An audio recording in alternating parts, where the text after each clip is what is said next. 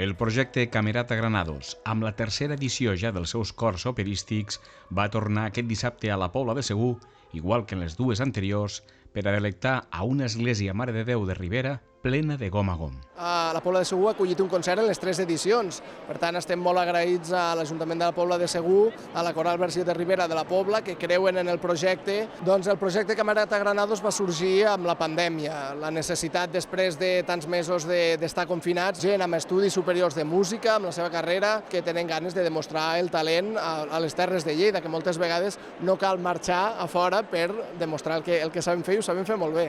El concert acull corals de diferents localitats, com també uneix a cantants que comencen amb d'altres que ja tenen una carrera musical consolidada. Ha sigut un conveni que han fet amb l'ESMUC, l'Escola Superior de Música de Catalunya, i per nosaltres ha sigut una oportunitat fer això, perquè jo crec que ens està donant com molta seguretat amb nosaltres mateixos per seguir avançant. I poder cantar a diferents escenaris en pobles tan bonics com la Pobla de Lleida o la Seu d'Urgell, i cantar amb aquesta camerata i aquesta quantitat de cors, doncs també et sents molt ben acollit. Bueno, per mi és un plaer també tenir contacte amb gent que està acabant al superior i a part amb aquest nivell.